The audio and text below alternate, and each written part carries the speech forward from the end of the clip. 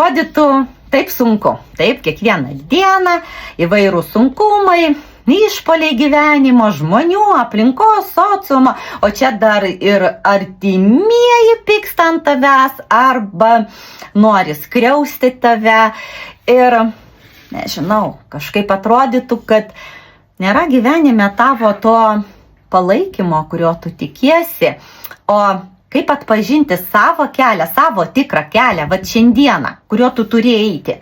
Taip, atsakymas yra mano puslapyje elana.lt. Skiltyje astrologija.